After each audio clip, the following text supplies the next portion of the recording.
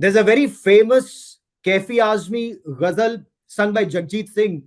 तुम इतना क्यों मुस्कुरा रहे हो, क्या गम है जिसको छुपा रहे हो. And when we talk about Pakistani leadership, whether it's their military leadership or their political leadership and their big smiles, that song automatically, you remember that song कि ये इतना क्यों मुस्कुरा रहे हैं, क्या गम है जिसको पाकिस्तान इस समय छुपा रहा है. And who better than Air Marshal Chopra joining me on this special broadcast on India Today to explain Pakistan ka gham, the deep pain that India has inflicted on Pakistan. Air Marshal Chopra, as always, welcome on India Today. How are you, sir? Thank you so much, Gaurav. Always a pleasure being with you and doing some one-to-one professional talk. And the flavor of the season remains the great job done by the Indian Air Force in that 90 hours. And I'm so happy that we are, speaking about what, just yesterday, a fresh list of targets. Pakistan has announced that we had hit, which our own people had not told us yet, 7 more places, in Peshawar, in Attock, in Bhavalpur, in Bhavalnagar, Gujarat, and Jhang, Yes. some of these places, including Chor and Hyderabad in Sindh, which they have announced. So the numbers are going up. So let's take this step by step. And I know this is very, very exciting, but let's take this step by step. And those 90 hours that have been an absolute game changer in the manner in which India has dealt with Pakistan's state-sponsored radical Islamist terror, and the pain, the tears that we see across Pakistan, and their big smiles. This enthusiasm, this song and dance that Pakistan is making.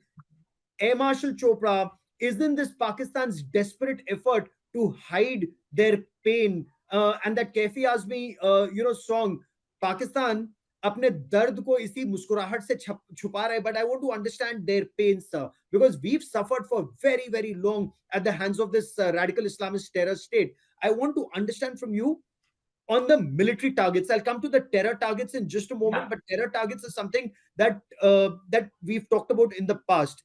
The Yes. military targets India has hit, especially on 9th and 10th, and the impact on Pakistan. So let's take this step by step. Yes. Kardu in POJK, Yes. Nur Khan Chaklala. Why is Nur Khan so important? Murid, Yes. Sargodha, Rafiki, Rahim Yar Khan, Jacobabad, Sakkar, Bhulari, Luni, Pasroor, including the military bases, Luni, Pasroor, DHL Lahore, Arif Wala, Chunyan, Malir cantonment. I'll come to each and every one of them, sir. But your Yes. assessment of the damages in Pakistan. I've recently mentioned that close to 20% of Pakistan's Air Force's capability has been physically hit. Let me, before we go into details of each and every target, let me explain to you why I say this figure 20%. They have got a total of 19 air bases, out of which 15 at any given time are operational. 4 or 5 of them are satellite air bases. 11 out of the 19 airfields have been hit. That's more than 50%. Whether you hit the runway, whether you hit some other part of the airfield, but fact is, 11 of them got holes into something important on the airfield. Imagine they have got 4 HQ-9s and 2 equivalents or little less HQ-16s. 2 of them have been neutralized. They have 9 AWCs, out of which 2 have been destroyed, confirmed, and suspected to have lost some more, aircraft. They have 3 command and control centers. The primary one being at Nur Khan Chaklala, which happens to be next to the capital Islamabad and next to their army headquarters in Rawalpindi. That's been neutralized. The missile has gone through it. Some people are saying that perhaps the Americans or the Chinese were physically, sitting over there because they wanted to control. That also happens to be the nuclear control point. So, nuclear control authority perhaps also sits there. 4 of their very important radars are gone. 6 fighters are confirmed. Of course, there are many people who are talking of even larger numbers, and out of these 6 fighters, we all know that 4 have been F-16 and one each of the J-10 and the JF-17. I mean, these are confirmed figures, but some people are giving a much larger figure than this. Their ammo dumps, not one, three, four of them have gone. Their radars, a couple of their radars have gone. And the beauty of it all is that the battle damage assessment that we have shown to the world is better than what the Americans showed in Iraq or in Afghanistan or has come out in the Russia-Ukraine war. That is the kind of battle damage, and therefore the Air Force has been very guarded. They did not want to claim more than what they can show to the world because everybody wants a proof. And I think they have done a great job. And I'm so happy that inputs are now coming from within Pakistan, that there were more places that were hit. Yes. More and more of this will come out, I'm sure, in the times to come. Yes. What you're telling me is explosive. And for the benefit of our viewers, I want to recount some of what you've told me. Yes. You saying that the Indian Air Force assessment is at least 20% of Pakistan Air Force assets and bases are degraded, if not completely destroyed and decimated. 50% of their air bases were targeted, and out of 19, 11 were targeted, and several, as Prime Minister Narendra Modi said, remain in coma. They're still not operational. Yes. I want to go one by one on some of their bases. So you've mentioned about Nur Khan. Nur Khan was the command and control center. That's been targeted and to an extent destroyed. Sargodha again is very critical. And Sargodha, from your flying days, Indian Air Force, I think 65 and 71, Sargodha was targeted. There was a Veer Chakra in Sargodha, if I remember correctly, a naval Veer Chakra. Admiral, he got a Veer Chakra in that. Yeah, Arun Prakash, and also Admiral Arun Prakash. Mahavir Chakra also. Yes. And a Mahavir Chakra also. So I want to understand how important was hitting Sargodha, sir. Yeah, no, before I come to Sargodha and Nur Khan, which are the two very important subjects that you have highlighted, I must also mention that one C-130 also was knocked off at Nur Khan. There were also two Winglung UAVs, of the Chinese Winglung UAVs, which were knocked off. There were 30 other UAVs of Turkish and Chinese, and of course a large number of cruise missiles and drones. Now coming to what you're asking about Nur Khan. Nur Khan is it's an equivalent of having in our technical area in Palam and our Hindon Air Base. Means their transport assets, the C-130s, are there in Nur Khan.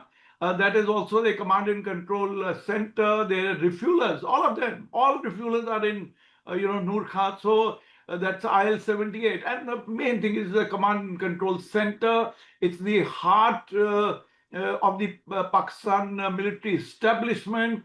It is, it's like piercing, an arrow through the Pakistan army leadership and through the government. I mean, so hitting Nur Khan has very, very serious implications and consequences. Now, what we understand is that one aircraft C-130 was destroyed, though they were IL-78. Some of them had been dispersed because in some of the pictures that we have seen that they were not visible, but certainly a bunker, underground bunker, which was their command and control center, which also had the nuclear command authority. That's where the the now field marshal or field marshal, as some people call him, would go and sit and monitor if the escalation would have taken place. Maybe even the prime minister would have gone there. So Nur Khan attack has been very, very important. The fact that Indian Air Force and the government of India jointly chose to hit Nur Khan was a big signaling. Now Sargodha has got, what all Sargodha has got? It's got the F-16, it's got the Falcon 20. Falcon 20 is their electronic warfare aircraft. Of course, they got some old F-7Ps, but there are Mirage 5s, there are JF-17 Thunders, So this is the kind of Sargodha. Now, where is Sargodha? It's 200 kilometers. We Yes. normally in the Air Force call it the mirror image of Ambala. Ambala is around 200 kilometers from the border, and the mirror images. And Sargodha is one of the main bases. Remember, that's where the nuclear vector is sitting. Just Yes. 9 kilometers away is Kirana Hills. In the tunnels are supposed to be their nuclear weapons. So Sargodha is a very, very important base. They considered it deep. Mind you, Pakistan itself is only 500-kilometer deep. Sargodha is among the deeper of their air bases. So hitting Sargodha, 65 war, one squadron did a 12 aircraft mysterious strike over Sargodha. 12 aircraft. I Yes. mean, that's a very famous picture of some of the people who have retired as air marshals, which are there in this picture. So Sargodha is a very, very important base. And another base that has been very important, Gaurav, which we hit, is Bholari. Bholari is a relatively newer base. It has come up only 8-10 years back. It is, between Hyderabad and Karachi. It's got the F-16s, the F-70s. It's got the SAP 2000 RI, AEWC. We understand that out of the two AEWCs that India has knocked down, one has been knocked down on the ground in the hangar in Bholari. And the second one Sir. has been knocked down by S-400 at 330 kilometers away. The Wow. longest kill that S-400 has had anywhere in the world. That's the kind of significance of these places. Yes. No, that's a very significant point. So S-400 has never had a kill so deep anywhere in the world. The fact that more than 330 kilometers away, it brought down an AVAX or an airborne early warning command and control system of the Pakistan Air Force. In your appreciation, and I will never say if you were the Pakistan Air Force chief, because I would never wish ill on anyone I hold so dear. But if you were the Pakistan Air Force chief, how would you be feeling? If you were, the failed marshal of Pakistan, how would you be feeling?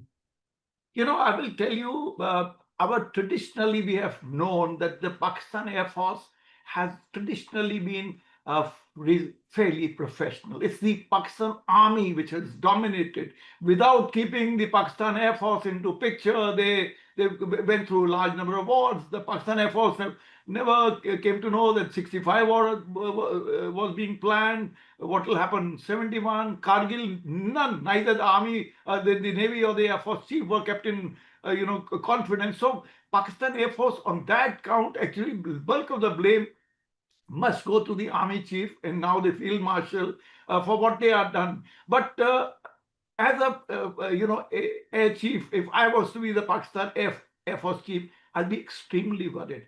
The fact that such a huge hole has been made in Pakistan Air Force's capability forced uh, Pakistan to seek immediate ceasefire. You know, Sir. escalation dynamics apart, the fact that they approached us for immediate ceasefire because a few days from now, the loss to their air assets would have been much more. I want you to recall that in both 65 and 71 war, they were so worried when we were hitting deep, at the deeper airfields, that they have moved aeroplanes to Iran to keep Yes. us safe. So this is the kind of worry that I'm sure Pakistan Air Force chief would have been having when he saw the quantum of strikes. Mind you, three major strikes that we did, and that's all. And imagine if they'd carried on for another 2-3 days and we would have had 4-5 more strikes, what would have happened? Yes.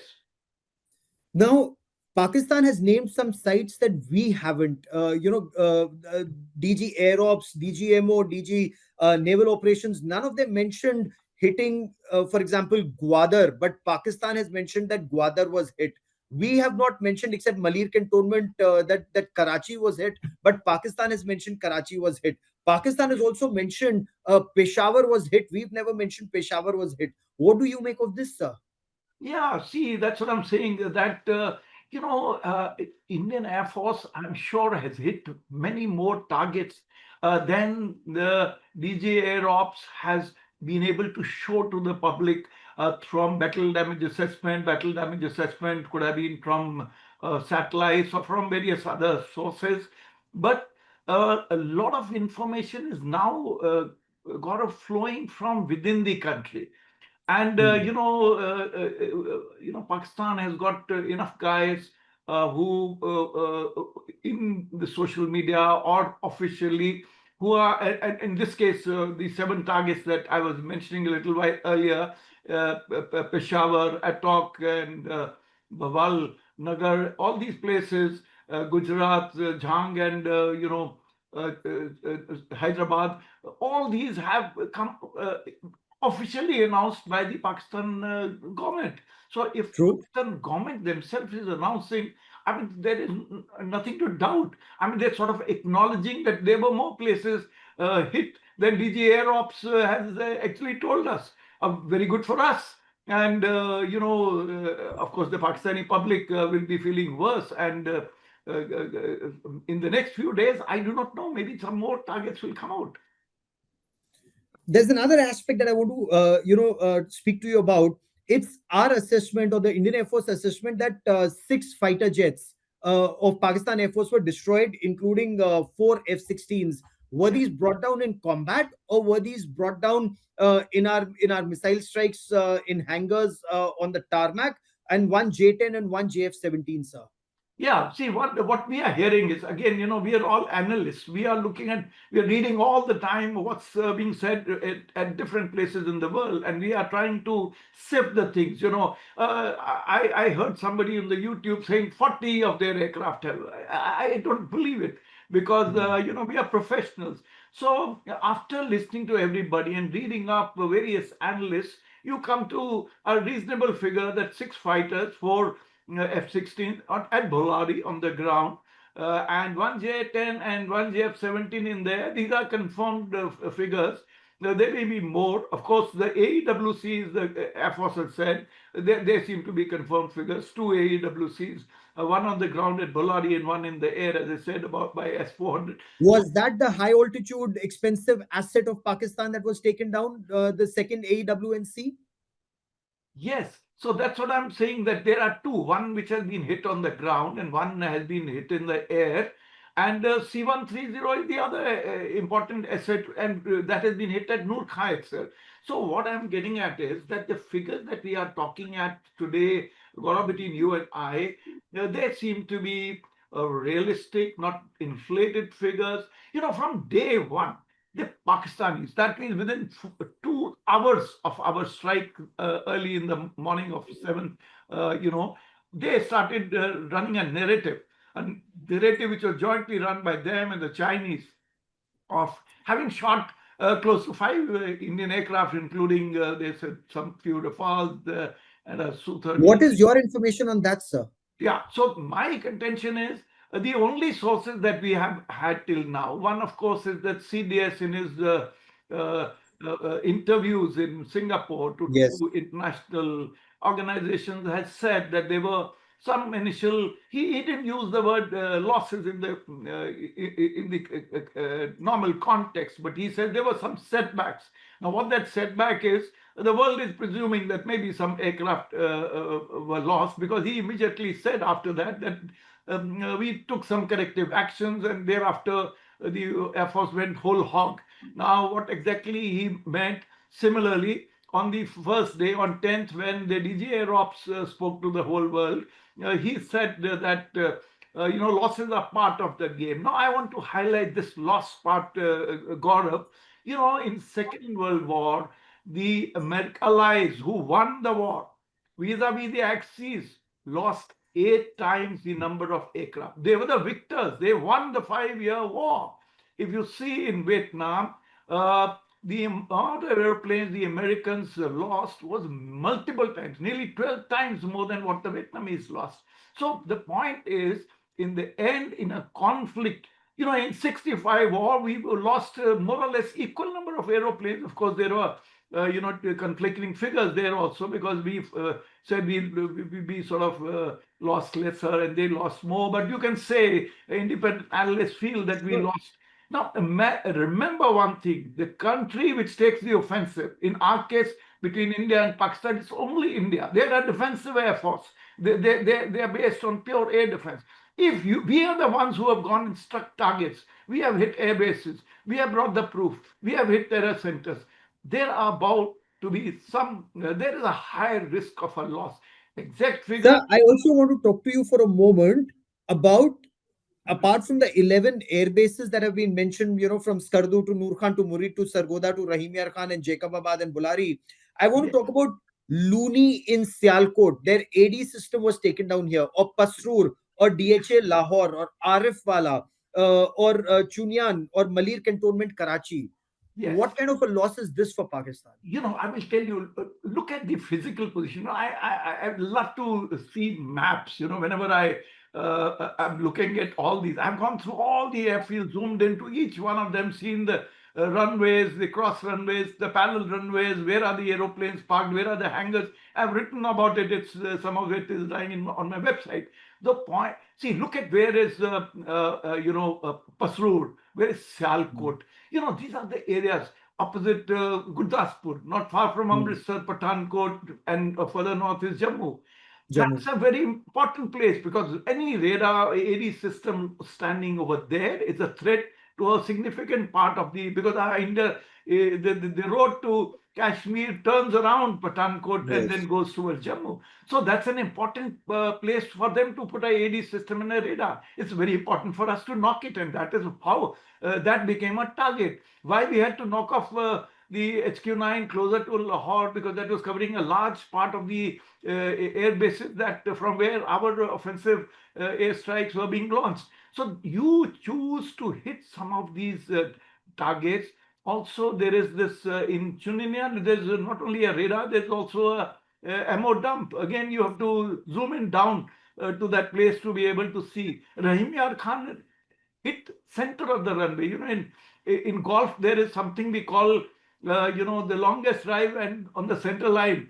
And that's the joke that's going about some of the runways, that the way we have hit.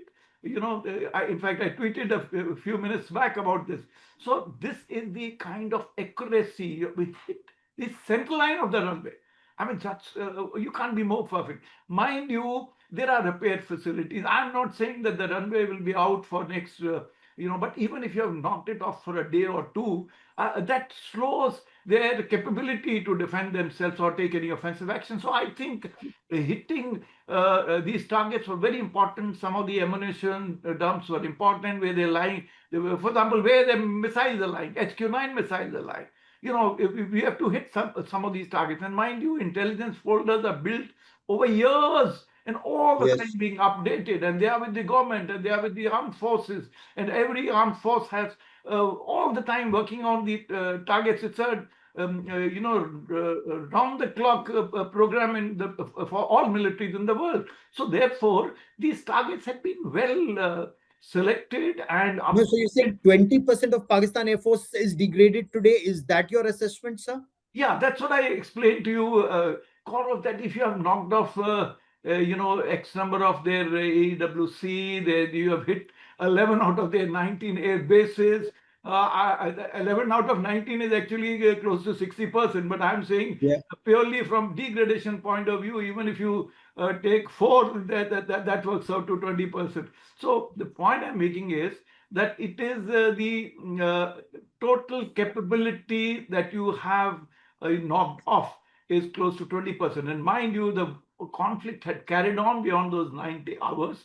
It would have been day after day, you would have to continue, because part of it they will recover. Some of it they can't recover. If a bomb dump is gone, it's gone. I mean, they have to wait for imports for that. But because they don't have many of these things come from China or elsewhere. So the point I'm making is that will continue. That process would have continued, and the In capacity knocking off would have been even more in the days to come. Yeah. in your appreciation, should we have continued hitting them perhaps a couple of days longer instead You of know, agreeing to a ceasefire or a pause when Pakistan sort of pause?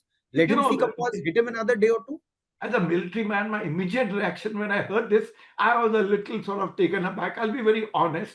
But when I coolly thought, as an analyst, as a mature person, to see that did we achieve our aim? Was our aim? What is our aim? Was to hit them punish them for a terrorist act, to hit their terrorist center, we had achieved. And when they did try to respond with the military to hit some of our military targets, which they failed terribly. And in that failure, I want to talk about two things, if you allow me. You Go know, on, sir.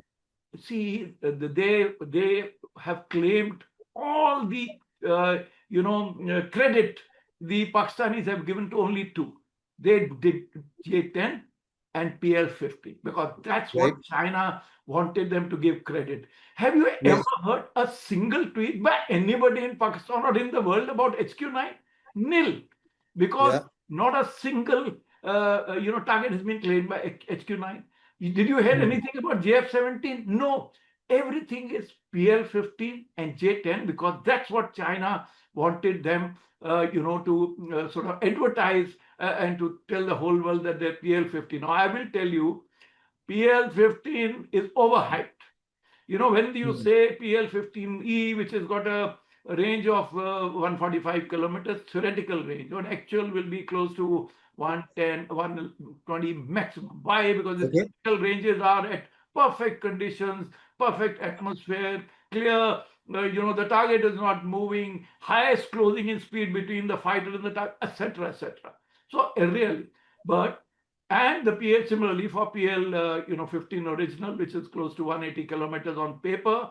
But the fact that one missile, complete missile, has been shown by the Air Force to the whole world, but Yes. actual numbers, I believe, are more. There are many complete missiles. That means they were either fired out of range or they failed technically when they landed up. And every missile is supposed to have a fuse which will self-destruct the missile beyond a point of time, because you do not want the adversary to get a complete missile in their hand.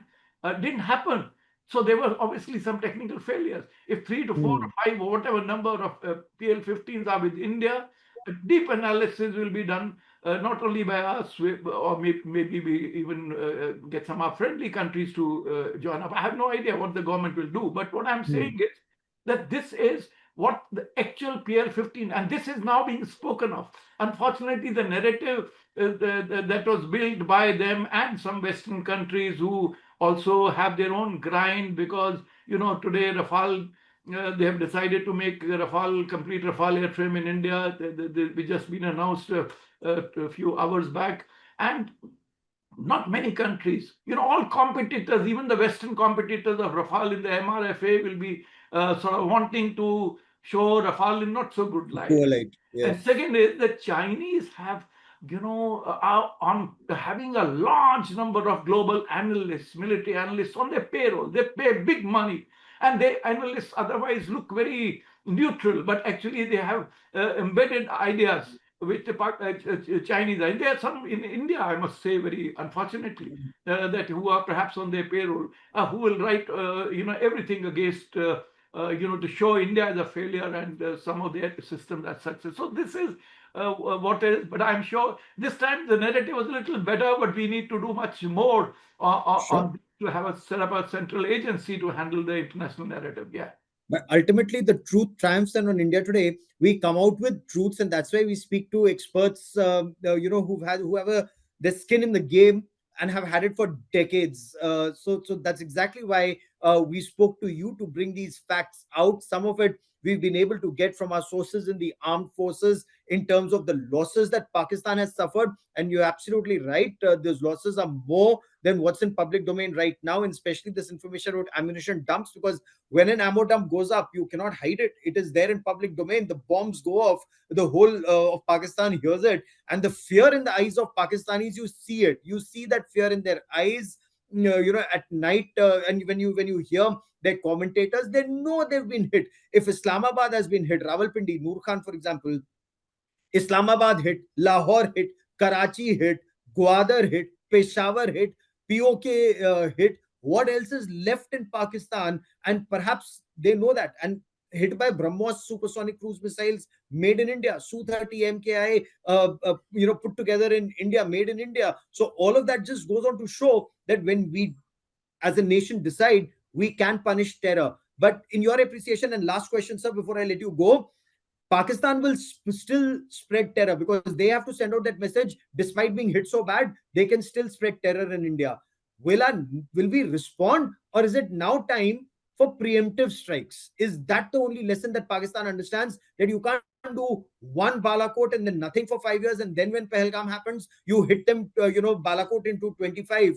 Should it continue non-stop so that they know it's not worth their while, or is Indus Waters Treaty message enough? No, Gaurav, I'll tell you, terror will not stop. Pakistan is the fountainhead of terror in the world. They have left nobody. They have double crossed America. They will do it to China tomorrow. They did it to Soviet Union. I mean, then they go back to Russia. Now they're seeking help from there. So they have double crossed, cannot be trusted. And even Chinese are very, very careful. They're conscious that the bulk of their CPEC is in Balochistan, and that's where they're being hit left, right, and center. So China is also conscious. If they're going to give them F-35, which costs close to $80 million, F-35A, it can at best it'll be owned by China. It'll be operating from Pakistan for them. So what should we do? No, I'm not saying that we should just for the start a war, just strike, be preemptive. No, I don't think that we can do. But certainly, when the next incident happens, the wait will not be so long. You will be on hot standby. You're on cold start. As far as the Air Force is concerned, there is a cold start all the time, and I think you will hit them harder this time. Maybe you will not first hit terror targets, you will hit terror and military targets together. So this Oh, kind of absolutely. responses may happen, but I don't think that we should start a war, No, but simultaneous SIAD, is perhaps one of the biggest lessons learned from Op Sindoor. His air defenses must go down simultaneously. But that's a debate for another time. Air Marshal Chopra, always such a privilege talking to you. Many thanks for joining me here on this India Today special broadcast, sir. Thank you, Gaurav. Always a pleasure. Thank you very much, sir. Bye bye, sir. Bye. We are done for the day. Done for the day, sir. Thank you very much. Please take care. Okay. Right. Bye. Thank you very much, sir. Hindi I'll do with you tomorrow. Ah, With your permission. Same thing in we, Hindi. It's we, just that we'll I have work on a one. slot. Yeah. हाँ sir. Today I ये have a एक very two jam. Yeah, back-to-back shows. I have three. I've just finished the Jaipur dialogues at 3 o'clock. 5 o'clock was with you, and now with Shivarur at 8. And in Thank between, you I very must much, sir. quickly replenish myself. Yeah. Yes, sir.